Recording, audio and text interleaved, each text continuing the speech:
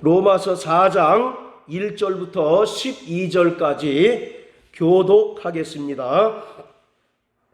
그런즉 육신으로 우리 조상된 아브라함이 무엇을 얻었다 하리요? 만일 아브라함이 행위로서 의롭다 하심을 얻으면 자랑할 것이 있으려니와 하나님 앞에서는 없느니라. 성경이 무엇을 말하느뇨?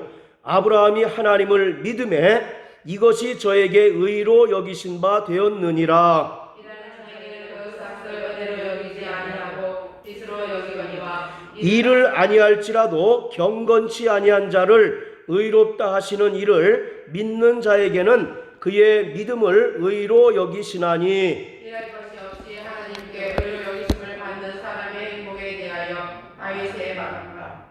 그 불법을 사하심을 받고 그 죄를 가리우심을 받는 자는 복이 있고 주께서 그 죄를 인정치 아니하실 사람은 복이 있도다 함과 같으니라. 그런즉 이 행복이 할례자에게뇨 혹 무할례자에게도뇨? 대저 우리가 말하기를 아브라함에게는 그 믿음을 의로 여기셨다 하노라. 그런즉 이를 어떻게 여기셨으뇨? 할례시냐 무할례시냐? 할례시가 아니라 무할례시니라. 저가 할례의 표를 받은 것은 무할례시에 믿음으로 된 의를 인친 것이니 이는 무할례자로서 믿는 모든 자의 조상이 되어 저희로 의로 여기심을 얻게 하려 하심이라. 또한 할례자의 조상이 되었다니 곧 할례 받은 자에게 그뿐 아니라 우리 조상 아브라함의 무할례시에 받았던 믿음의 자체를 쫓는 자들에게도니라. 아멘. 아멘. 자, 1절에서 그런즉이라는 연결 접속사를 사용함으로써 3장과 4장이 연결되어 있고 4장이 3장의 결론 부분에 해당된다라고 하는 것을 보여주고 있습니다. 3장을 통해서 바울 사도는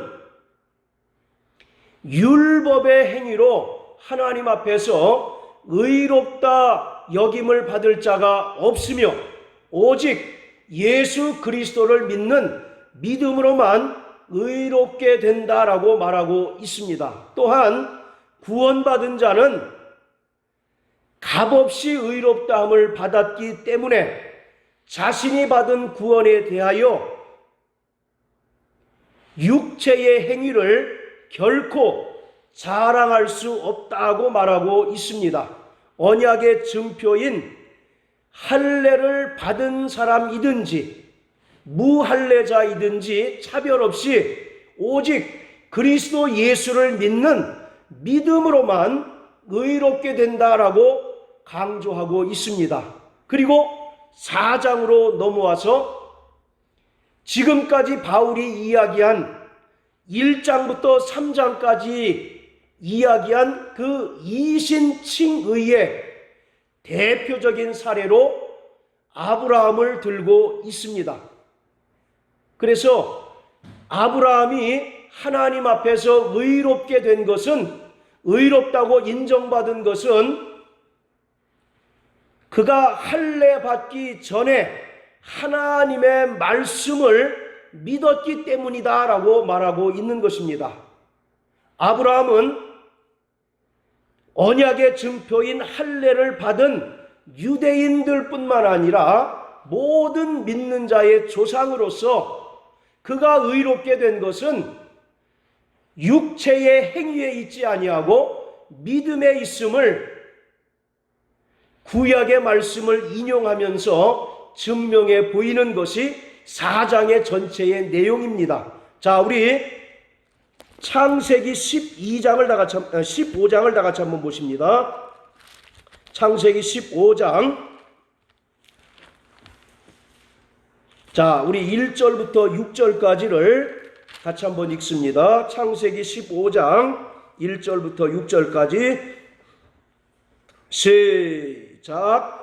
이후에 여호와의 말씀이 이상 중에 아브라함에게 임하여 가라사대 아브라함아 두려워 말라. 나는 너의 방패요 너의 지극히 큰 상급이니라. 아브라함이 가로되 주 여호와여 무엇을 내게 주시려나이까? 나는 무자하오니 나의 상속자는 이 다메섹 엘리에셀이니이다. 아브라함이 또 가로되 주께서 내게 씨를 아니 주셨으니 내 집에서 길리운 자가 나의 후사가 될 것이니이다. 여호와의 말씀이 그에게 임하여 가라사대 그 사람은 너의 후사가 아니라 내 몸에서 날 자가 내 후사가 되리라 하시고 그를 이끌고 밖으로 나가 가라사대 하늘을 우러러 뭇별을 셀 수 있나 보라. 또 그에게 이르시되 내 자손이 이와 같으리라. 아브라함이 여호와를 믿으니 여호와께서 이를 그의 의로 여기시고. 아멘. 자, 6절 다시 한번 읽습니다. 시작. 아브라함이 여호와를 믿으니 여호와께서 이를 그의 의로 여기시고. 창세기 12장에서 하나님께서 아브라함을 부르셨어요. 너는 본토와 친척과 아비집을 떠나 내가 지시할 땅으로 가라. 이와 같이 말씀하십니다. 그러면서 하나님께서 아브라함에게 두 가지를 약속을 하셔요. 그 하나가 뭐냐? 땅에 대한 약속입니다. 또 하나가 자손에 대한 약속이에요.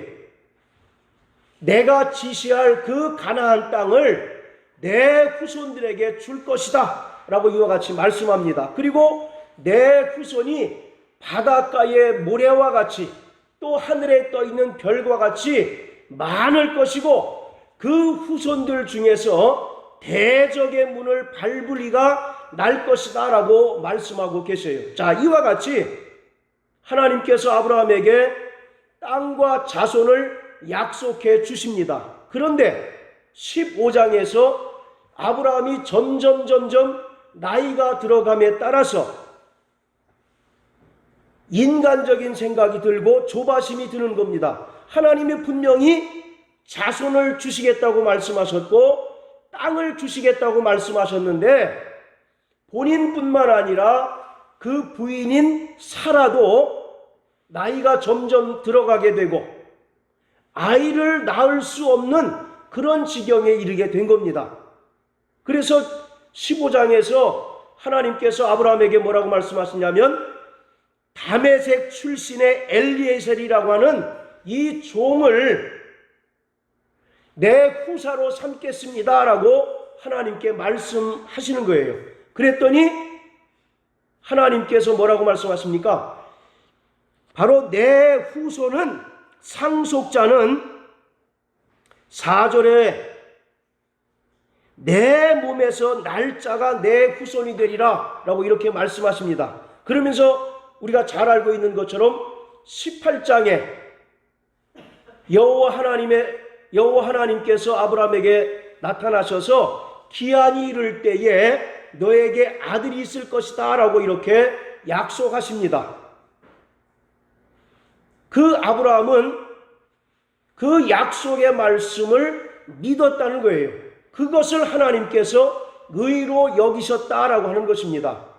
이와 같이 아브라함이 하나님 앞에 의로운 자가 된 것은, 의롭다고 인정받은 것은 그의 순종이 먼저가 아니라 하나님의 약속의 말씀을 전폭적으로 신뢰하고 의지하는 믿음 때문이다라고 이야기하고 있는 것입니다.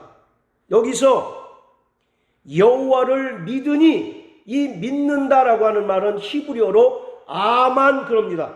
여기서 아멘이라고 하는 단어가 나왔어요. 그래서 아만이라고 하는 것은 양육자에게, 자신을 양육하는 양육자에게 자신의 모든 것을 내맡기고 신뢰하는 것을 말하고 있습니다.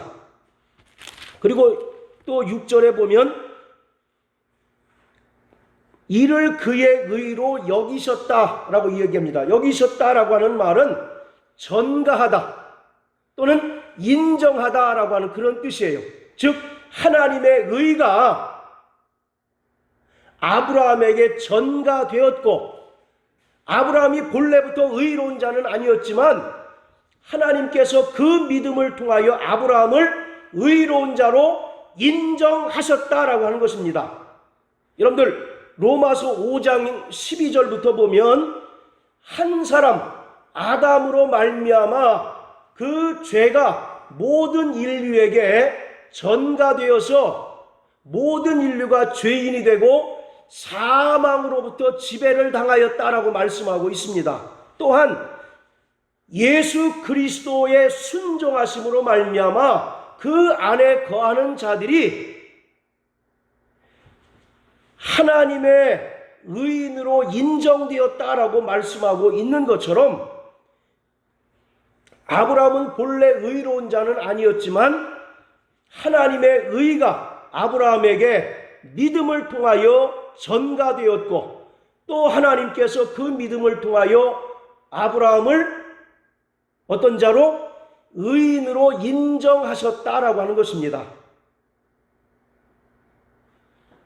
즉 이 말은 아브라함은 그의 자손에 대한 하나님의 약속을 신뢰하고 하나님의 말씀을 전폭적으로 의지했다라고 하는 거예요. 그리고 그것으로 끝나는 것이 아니라 더 나아가 창세기 3장 15절에 예언한 여인의 후손 곧 메시아에 대한 믿음이 있었다라고 하는 것입니다. 자, 우리 유수영제 창세기 3장 15절 우리 한번 읽어주세요. 다른 분들은 다 들으시기만 하십시오. 창세기 3장 15절. 내가 너를 여자와 원수가 되게 하고 너의 후손도 여자의 후손과 원수가 되게 하리니 여자의 후손은 내 머리를 상하게 할 것이요 너는 그의 발꿈치를 상하게 할 것이니라 하시고. 자, 또 우리 신약성경 요한복음 8장 56절.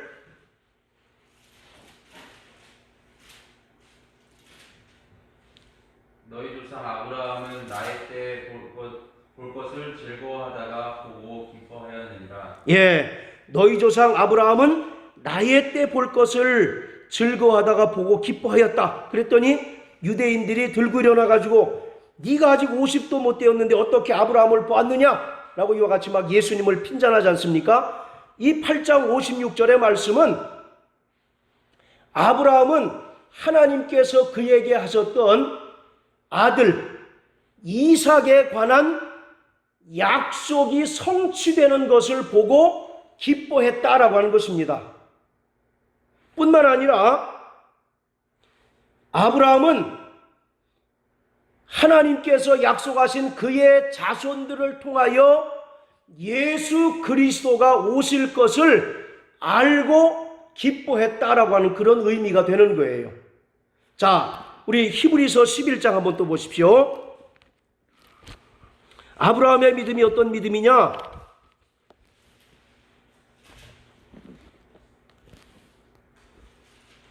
자, 17절부터 18절. 자, 시작. 아브라함은 시험을 받을 때에 믿음으로 이삭을 드렸으니 저는 약속을 받은 자로 돼 그 독생자를 드렸느니라. 저에게 이미 말씀하시기를 내 자손이라 칭할 자는 이삭으로 말미암으리라 하셨으니. 그러니까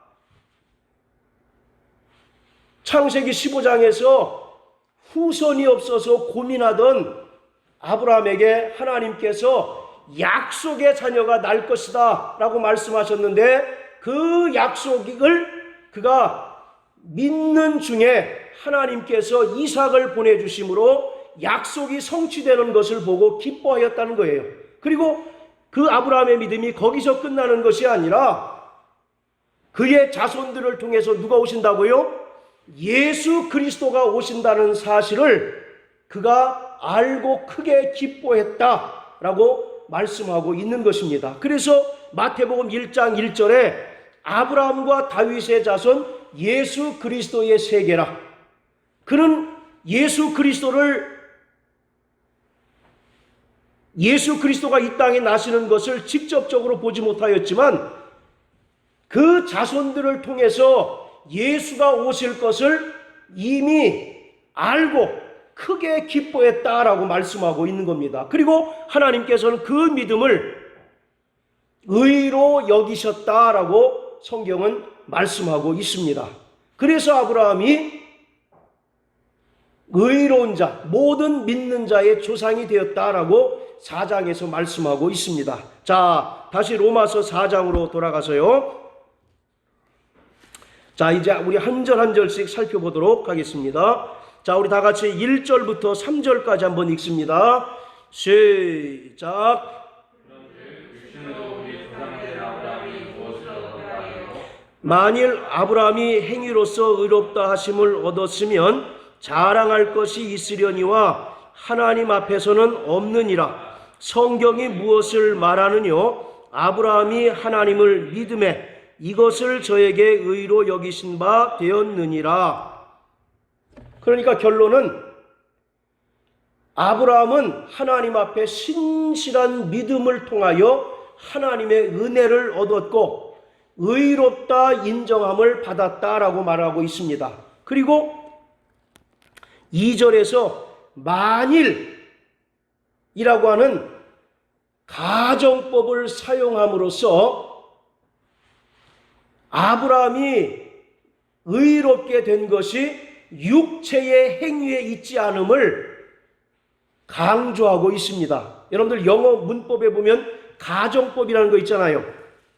가정법은 자기가 바라는 소망을 나타내는 것 아닙니까? 예를 들어서 만일 내게 날개가 있다면 저 창공을 훨훨 날아다닐 텐데, 이게 자기의 바람 아니에요.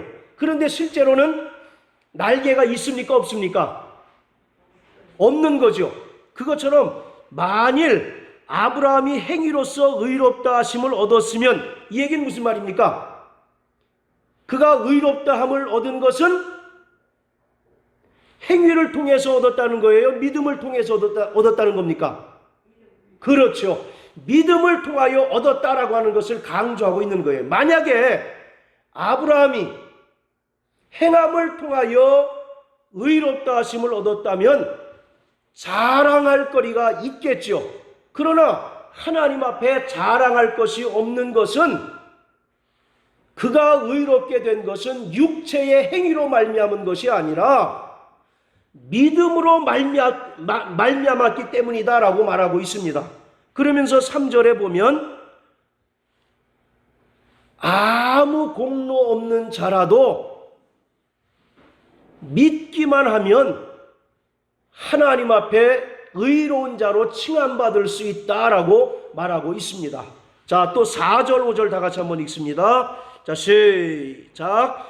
일하는 자에게는 그 삭을 은혜로 여기지 아니하고 빚으로 여기거니와 일을 아니할지라도 경건치 아니한 자를 의롭다 하시는 이를 믿는 자에게는 그의 믿음을 의로 여기시나니. 자, 4절에 보면 일하는 자에게는 이런 표현이 있는데, 이 말은 자기의 행적을 드러내서 자기의 공로를 자랑하고 자기의 업적을 자랑하는 자를 말하고 있습니다.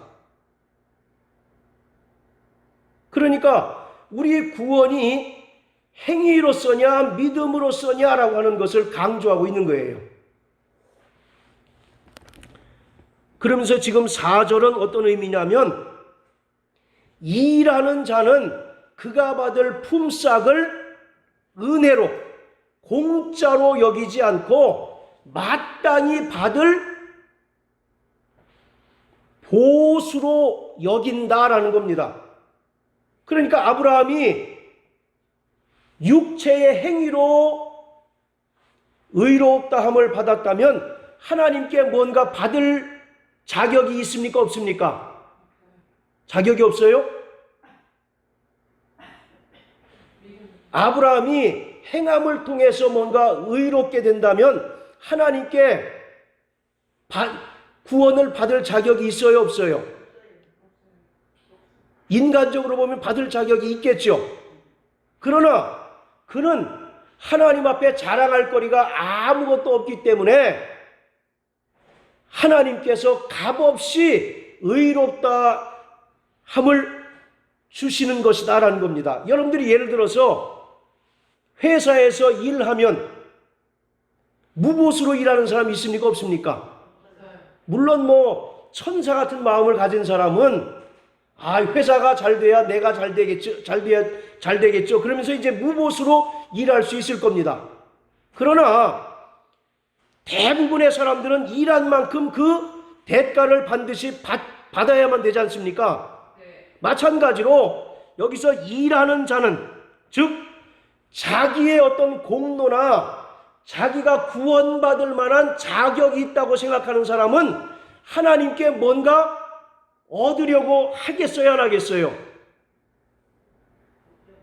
얻으려고 할 것 아닙니까? 그러나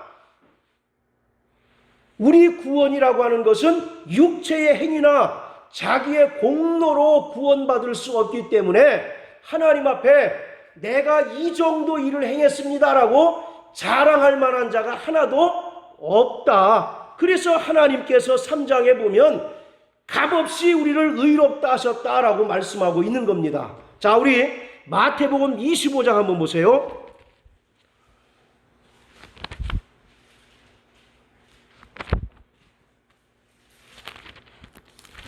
자, 41절부터 44절까지 한번 읽어보실까요? 자, 시작.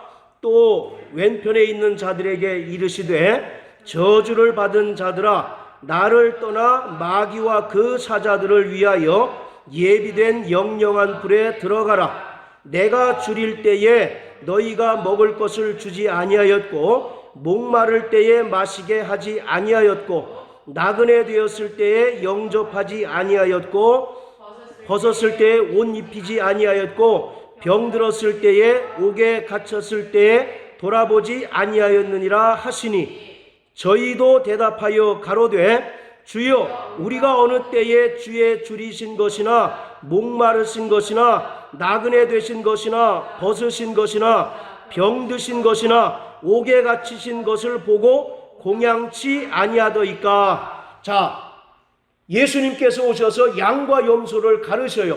그런데 지금 읽은 말씀은 왼편에 있는 자들을 얘기하는 거 아닙니까? 왼편에 있는 자들은 천국 갑니까? 지옥 갑니까? 지옥 가는 자들이죠. 그 자들에게 너희가 이러이러할 때 나를 돌아보지 아니하였다라고 이와 같이 말씀하니까 그들이 뭐라고 말합니까? 우리도 이렇게 헐벗었을 때 옷 입혔고 줄일 때 먹였고 장황하게 늘어나요. 이 얘기는 뭐예요? 자기 공로를 통해서는 절대 영원한 천국에 들어갈 수 없고 자기의 업적이나 자기의 공로를 자랑한 것으로는 절대로 구원받을 수 없다라고 하는 얘기를 하고 있는 겁니다. 마찬가지로 다시 로마서 4장으로 돌아가서 일하는 자는 그 삭을 은혜로 여기지 아니하고 빚으로 여긴다라고 하는 얘기는 내가 이만큼 업적을 세우고 공로를 세웠으니까 나에게 구원을 주셔야 마땅하지 않습니까? 내가 의로운 자가 되어야 마땅하지 않습니까? 라고 주장할 사람들이 하나도 없다란 얘기예요. 그래서 3장에 보면 값없이 의롭다 하심을 얻었다란 얘기가 나오죠. 또 은혜라고 하는 것이 무슨 뜻이라고 했습니까? 무료로, 공짜로 하나님께서 우리에게 은혜를 주시기 위해서는 하나님의 아들을 십자가에 죽이는 그 희생과 죽음이 뒤따랐지만 그것을 우리 인간들에게 주시기 위해서는 무료로 주셨다는 겁니다. 공짜로 주셨다는 거예요. 왜 그렇습니까? 그것이 무가치해서 그렇습니까? 우리가 갚을 만한 능력이 없기 때문에 그런 것이에요. 그렇기 때문에 우리는 행위로, 자 여기 잘 보세요. 행위로 구원받는 것이 아니라 오직 믿음으로만 구원받는다라고 하는 사실을 다시금 설명하고 있는 것입니다. 그리고 5절에 이를 아니할지라도 경건치 아니한 자를 의롭다 하시는 이를 믿는 자에게는 그의 믿음을 의로 여기신다. 그러니까 아무 공로 없는 죄인이 의로워질 수 있는 유일한 방법은 뭐라는 것입니까? 그렇죠. 예수 그리스도의 은혜를 믿어야 구원받을 수 있고 의로워질 수 있다는 거예요. 여러분들 마태복음 7장 21절에도 보면 나더러 주여 주여 하는 자가 많다. 그러나 천국에 들어갈 수 있는 자는 하늘에 계신 아버지의 뜻대로 하는 자라야 들어갈 수 있다라고 말씀하지 않습니까? 내가 주의 이름으로 귀신도 쫓아내고 내가 선지자 노릇도 했습니다. 그때 예수님의 그 답변이 뭡니까?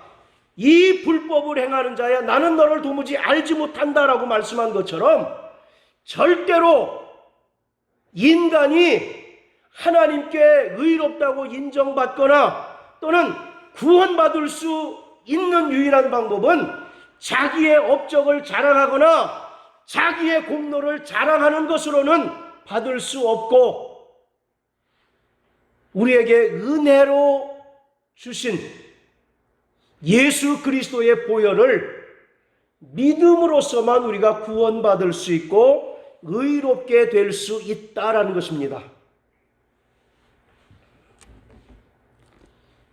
자, 또 우리 6절부터 8절까지 한번 다 같이 읽어보실까요? 시작. 일한 것이 없이 하나님께 다윗이 말한 바 그 불법을 사하심을 받고 그 죄를 가리우심을 받는 자는 복이 있고 주께서 그 죄를 인정치 아니하실 사람은 복이 있도다 함과 같으리라. 자, 요 세 개 구절에서 복 또는 행복이라고 하는 단어가 몇 번 나옵니까? 6, 7, 8 요 세 구절에서 복 또는 행복이라고 하는 단어가 몇 번 나와요? 3번 나오죠. 그러니까 하나님께서 말씀하시는 복과 인간이 생각하는 복에는 차이점이 있다라는 것입니다. 하나님께서 또 성경에서 말하는 복은 나는 아무 공로 없지만 그 은혜를 믿음으로 하나님 앞에 의롭다 하심을 얻은 자는 죄 사함 받은 자로서 이러한 자가 바로 복 있는 자다라는 것입니다. 그러니까 바로 성경에서 말하는 복은 죄 사함을 받는 것이 인간에게 있어서 가장 큰 복이라는 것입니다. 이 세상의 복이라고 하는 것은 물질이 많거나 또는 장수하거나 또는 세상의 명예나 권세가 높은 것을 복이라고 하는 반면에 하나님께서 우리에게 명하시는 복은 예수의 은혜를 믿음으로 말미암아 의롭다함을 받고 죄 사함을 받은 자가 바로 복 있는 자다라고 말씀하고 있어요. 그러면서 다윗의 예를 또 들고 있습니다. 자, 7절에 보시면 그 불법을 사하심을 받고 그 죄를 가리우심을 받는 자가 복이 있고 주께서 그 죄를 인정치 아니하실 사람은 복이 있다 함과 같으니라. 또 바울이 다윗의 예언을 인용해서 설명하고 있습니다. 자, 여러분들 아브라함과 다윗 공통점이 뭡니까? 아브라함과 다윗 공통점이 뭐예요? 첫 번째, 다 예수님의 계보 가운데 굉장히 중요한 역할을 감당했죠.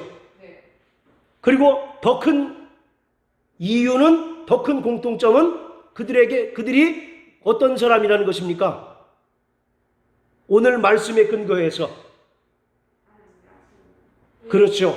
믿음의 사람이었다는 거예요. 그래서 아브라함을 대표적으로 예를 들고 또 다윗의 예를 드는 거예요. 그래서 결국 예수님의 그 계보는 믿음의 계보다 라고 하는 사실을 강조하고 있습니다.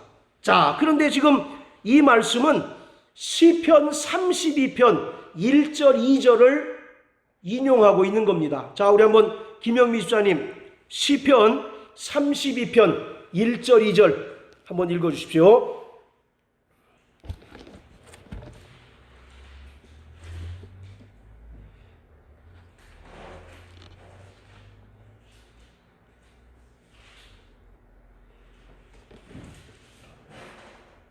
성물의 사함을 얻고 그 죄의 가려우심을 받는 자는 복이 있도다. 마음에 간사가 없고 여호와께 정죄를 감지 않는 자는 복이 있도다. 자, 다시 한번 읽어주세요. 시작. 성물의 사함을 얻고 그 죄의 가려움을 받는 자는 복이 있도다. 마음에 간사가 없고 여호와께 정죄를 감지 않는 자는 복이 있도다. 자, 어떤 자가 복이 있다고요? 허물의 사함을 받고 또 죄의 사함을 받는 자가 바로 복이 있다라고 말합니다. 지금 이 시편 32편은 일명 참회시예요. 참회시. 다윗이 우리아의 아내 밧세바를 취하지 않습니까? 그 우리아를 먼 전쟁터에 보내서 죽게 만들고 그 아내인 밧세바를 취했을 때에 하나님께서 나단이라고 하는 선지자를 보내서 다윗을 통렬하게 비판합니다. 통렬하게 이제 그를 혼내요. 그 나단 선지자의 책망을 듣고 다윗이 고백한 것이 32장의 말씀입니다. 그런데 여기서 중요한 것은 그 다윗이 죄사함을 받은 근거가 뭐냐는 겁니다. 그가 행함을 통해서 죄사함을 받았느냐, 아니면 그가 죄사함을 받고 하나님께 긍휼을 받은 것이 믿음으로서냐라고 하는 것이 중요한 포인트예요. 어떤 것입니까? 자, 우리 정인남 성도님 자, 그가 죄사함 받은 것이 행함이겠어요? 아니면 믿음으로서겠습니까? 믿음으로. 그렇죠. 그것을 강조하기 위해서 다윗의 예를 또 들고 있는 겁니다. 여러분들, 다윗과 비교되는 사람이 누굽니까? 사울이죠. 사울. 인간적으로 보면 다윗과 사울 둘 중에 어떤 사람이 더 훌륭합니까? 사울이 훨씬 더 훌륭한 면이 많아요. 그러나 사도행전의 말씀처럼 내가 이새의 아들 다윗을 보니 저는 내 마음이 합하다라고 말씀하신 것은 저는 그렇게 이해를 합니다. 이 다윗은 믿음으로 하나님의 긍휼을 구하고 또 회개하는 자였다라고 하는 것이에요. 그래서 시편에 보면 다윗이 회개할 때 그 흘리던 눈물이 침상을 적셨다라고 하는 표현이 있을 정도로 다윗은 하나님의 책망을 들었을 때에 통렬하게 회개하는 믿음의 사람이었다라고 하는 거죠. 그래서 이 다윗이 나단 선지자의 책망을 들었을 때에 믿음으로 회개하고 하나님의 긍휼을 구했기 때문에 그가 결국은 죄사함을 받았다라고 성경은 말하고 있습니다. 신명기 33장 29절에도 이스라엘이여 너는 행복자로다. 여호와의 구원을 너같이 얻은 백성이 누구뇨? 라고 말씀하고 계세요. 오늘 구원받은 것이 가장 큰 복인 줄 믿으시길 주의 이름으로 축원합니다. 아멘. 자꾸 예수 믿으면서 왕년을 추억하는 사람들이 많아요. 내가 세상에 있을 때 왕년에 뭐 했는데, 무슨 스펙을 가지고 무슨 타이틀을 가지고 살았는데. 그러나 사도 바울은 뭐라고 얘기합니까? 예수 이전에 가졌던 모든 것들을 다 뭐처럼 여겼다고요? 배설물처럼 여겼고 예수를 아는 지식이 가장 고상한 것인 줄 알았다라고 고백한 것처럼 오늘 저와 여러분들이 하나님 앞에 믿음을 통하여 의롭게 되고 죄사함 받은 것이 가장 큰 복인 줄 믿으시길 예수 이름으로 축복합니다. 아멘.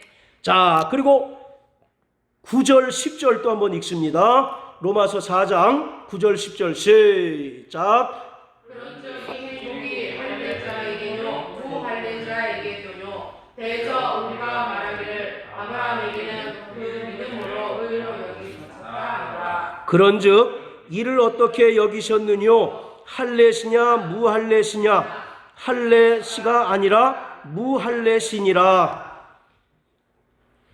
여러분들, 아브라함이 하나님 앞에 의롭다함을 받았을 때 할례를 받았습니까? 아직 받기 전입니까? 아까 창세기 15장 6절에 그 믿음을 의로 여기셨다라고 말씀하고 계시죠? 그때는 아브라함이 할례를 받은 상태입니까? 안 받은 상태입니까? 받기 전이죠. 할례 얘기는 17장에 나와요. 그러니까 지금 9절과 10절의 이야기는 할례가 구원의 조건이 될 수 없다라고 하는 것을 이야기합니다. 왜냐? 아브라함이 하나님 앞에 그 믿음을 의로 여김을 받은 것은 할례 받기 전이었다라고 말하고 있기 때문에 그래요. 그리고 여기서 행복이라고 하는 것은 완전한 행복, 충만한 행복을 가리키고 있습니다. 자, 그리고 마지막 10절, 11절. 오늘 이 말씀이 조금 중요한 말씀인데요. 자, 같이 한번 읽어보십니다. 10절, 11절 시작. 그런즉 이를 어떻게 여기셨느뇨? 할례시냐 무할례시냐? 할례시가 아니라 무할례시니라. 저가 할례의 표를 받은 것은 무할례시의 믿음으로 된 의를 인친 것이니 이는 무할례자로서 믿는 모든 자의 조상이 되어 저희로 의로 여기심을 얻게 하려. 자, 12절까지. 또한 할례자의 조상이 되었나니 곧 할례 받을 자에게 뿐 아니라 우리 조상 아브라함의 무할례시에 가졌던 믿음의 자취를 좇는 사람들에게 도니라. 아멘. 아브라함은 유대인들 뿐만 아니라 모든 믿는 자들의 조상입니다. 이 아브라함이 할례를 받음으로써 혈통적으로 유대인의 조상이 되었습니다. 그리고 아브라함이 할례를 받기 전에 창세기 15장 6절의 말씀처럼 할례를 받기 전에 그 믿음을 하나님께 의롭다 인정받았기 때문에 모든 믿는 자의 조상이 된 거예요. 그러므로 아브라함의 조상이 되는 것은 할례를 받았느냐 안 받았느냐가 중요한 것이 아니라 그와 같은 믿음을 가졌느냐가 중요한 것이에요. 여러분들, 조상과 그 후손들은 DNA가 같다고 그러잖아요. 여러분들 멀리서도 여러분들 그 자녀들을 알아볼 수 있습니까? 없습니까? 많은 군중 속에서도 우리가 자녀들을 쉽게 찾아볼 수가 있잖아요. 왜 그렇습니까? 피는 물보다 진하고 또 대번에 그 알 수 있지 않습니까? 뭔가 끌리는 그와 같이 아브라함이 우리의 조상이다라고 하는 얘기는 아브라함이 가졌던 믿음과 우리가 가졌던 믿음이 다르지 않다. 같아야만 된다라고 하는 거예요. 거기에 무슨 할례는 조건이 될 수 없다라고 하는 얘기를 하고 있는 겁니다. 자, 그런데 여기서 중요한 것은요. 자, 11절 한번 보세요. 저가 할례의 표를 받은 것은 무할례시의 믿음으로 된 의를 인친 것이니. 자, 거기까지만 다시 한번 읽으세요. 시작. 저가 할례의 표를 받은 것은 무할례시의 믿음으로 된 의를 인치신 것이니. 자, 할례의 표라고 하는 말이 있고 의를 인친 것이라고 하는 표현이 있어요. 이 얘기는 결론적으로 뭐냐? 할례가 칭의의 수단이 될 수 없고 결과일 뿐이다라는 얘기입니다. 할례 받음으로써 의롭게 될 수 있습니까? 없습니까? 없죠. 그렇기 때문에 할례는 결코 칭의의 수단이나 방법이 아니라 결과일 뿐이다라는 얘기예요. 그래서 유대인들이 예수를 믿는 유대인들이 받는 할례는 그들이 의롭게 된 것을 확인하는 표라는 얘기입니다. 이것은 마치 이방인들 가운데 그리스도인들이 침례를 받는데 그 침례가 뭡니까? 여러분들 다 침례 받으셨죠? 그 침례가 뭐예요? 구원의 표 아닙니까? 그리고 우리가 의롭게 되었다라고 하는 그 분명한 표가 침례 아니겠습니까? 그래요, 안 그래요? 자, 우리 베드로전서 3장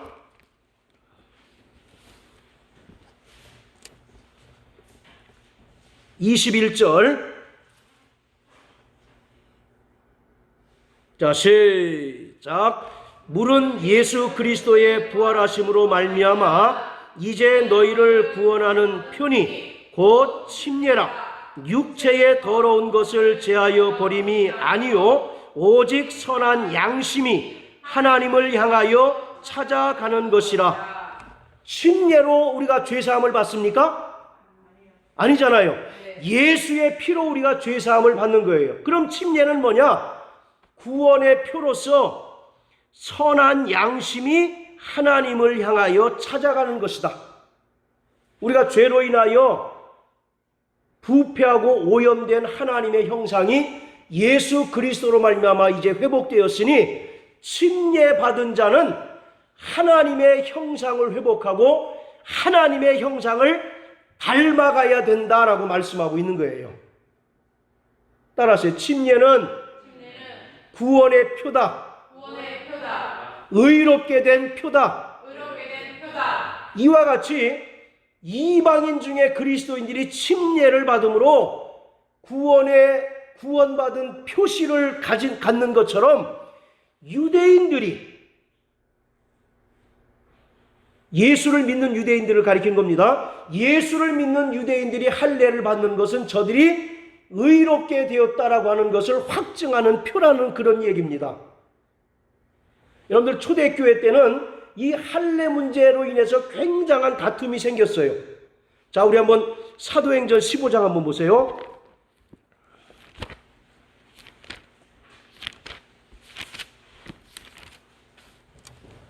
자, 사도행전 15장 1절. 자, 시작. 어떤 사람들이 유대로부터 내려와서 형제들을 가르치되 너희가 모세의 법대로 할례를 받지 아니하면 능히 구원을 얻지 못하리라 하니. 자, 2절 보세요. 바울과 바나바와 저희 사이에 적지 아니하는 뭐가 있었어요? 다툼과 변론이 일어난지라. 무슨 문제 때문에? 그렇죠. 할례 받는 것 때문에.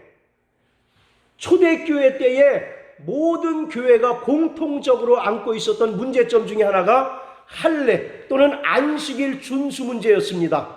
그런데 유대인들은 이제 기독교로 개종한 유대인들이 이방인들에게 뭐라고 얘기하는 겁니까?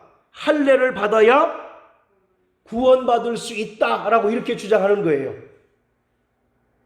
그래서 사도 바울은 손할례당을 너희가 삼가라라고 이렇게 얘기하는 겁니다. 그러니까 할례가 구원의 요건이 될 수 있다 없다? 없다. 그것은 단지 유대인들에게, 예수를 믿고 구원받은 유대인들에게 의롭게 되었다는 표시일 뿐이다. 이것은 마치 이방인 그리스도인들이 구원의 표, 또 의롭게 되었다는 표로서 침례를 받는 것과 같다라고 이렇게 이야기를 하고 있는 거예요. 자, 구원받으셨으면 아멘 하세요. 아멘. 우리가 구원받았는지 어떻게 알 수 있습니까? 아니, 훌륭한 목사님한테 찾아가서 물어봐야 되죠. 목사님, 내 구원받았어요? 안 받았어요? 만약에 그 목사님이 당신 구원 못 받았어. 그럼 어떻게 합니까? 큰일 나는 문제 아니겠어요? 그러니까 우리가 이 말씀을 통해서 분명히 깨달아야 되는 것이 내가 구원받았는지 여부를 누가 제일 잘 알 수 있다는 겁니까? 물론 하나님은 다 아시겠죠. 그러나 누구도 또한 알 수 있다는 거예요. 자기 자신이 분명하게 알 수 있다는 거예요. 나는 글쎄요, 아직 세모인데요. 그 사람은 구원 못 받았을 가능성이 다분히 높다라고 말씀하고 있는 거예요. 여러분들 고린도후서 13장 5절에 뭐라고 얘기합니까? 너희 믿음을 확증하라. 너희 안에 예수가 계신 것을 확증하라고 말씀하고 있잖아요. 따라서 침례는 영적 할례다.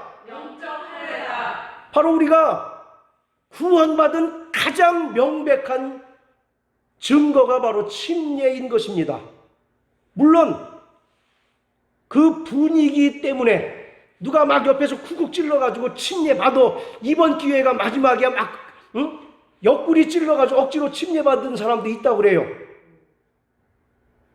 그런 사람 빼고 정말 자기의 의지로 예수가 나의 구세주이시고 하나님의 아들이심을 믿음으로 시인하고 내가 죄사함 받은 것을 분명히 시인하고 그 증거로 침례받은 자는 구원에 대해서 확실한 믿음이 있어야 합니다. 다시 한번 여쭤볼게요. 침례 받으셨습니까? 침례가 아까 뭐라고 그랬어요? 구원의 표라고 얘기하잖아요. 구원의 표. 그리고 구원받은 자는 선한 양심이 하나님을 쫓아가는 것이다 라고 말씀하고 계세요. 즉 성화를 얘기하고 있는 겁니다. 이미 우리가 칭의의 구원을 받았으니 그러므로 이제 너희가 하나님의 성품을 따라서 하나님의 형상을 회복하고 거룩한 삶을 살도록 우리에게 명령하고 있는 것이에요. 그게 바로 침례입니다. 침례. 자, 마지막으로 골로새서 2장 한번 읽겠습니다.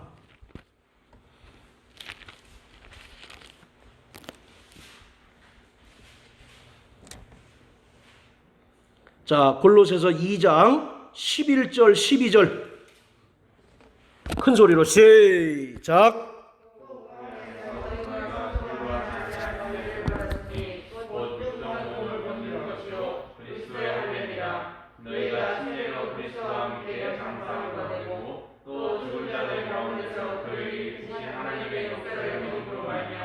그 안에서 함께 일으키심을 받았느니라. 아멘. 자, 11절 보세요. 손으로 하지 아니한 할례를 받았다. 유대인들은 손 할례당이라고 말씀하고 있죠. 그런데 우리는 손으로 하지 아니한 할례를 받았대요. 손으로 하지 아니한 할례가 뭡니까? 그렇죠. 12절에 보면 너희가 침례로 이렇게 얘기하잖아요. 그러니까 바로 이 침례라고 하는 것은 영적 할례인 것입니다. 유대인들이 난지 8일 만에 사내아이 같은 경우에 할례를 행하고 평생 하나님께서 주신 그 율법대로 살 것을 맹세하는 것처럼 손으로 하지 아니한 할례, 즉 침례를 받은 자는 구원받은 이후에 평생 하나님 말씀에 순종하여 하나님 뜻대로 거룩하게 살겠습니다라고 하는 그 증거로 침례를 받는 거예요. 침례가 구원의 조건이 아니라 구원받은 이후에 내가 이제 하나님의 거룩하심을 따라서 성화의 삶을 살겠습니다 라고 하는 그 신앙 고백이 침례인 것입니다. 자, 제가 구원받으셨습니까? 묻는다면 나는 침례 받았습니다 라고 답하시길 바랍니다. 여러분 구원받으셨습니까? 여러분들 침례 받으셨어요? 네, 할렐루야. 바로 오늘 우리는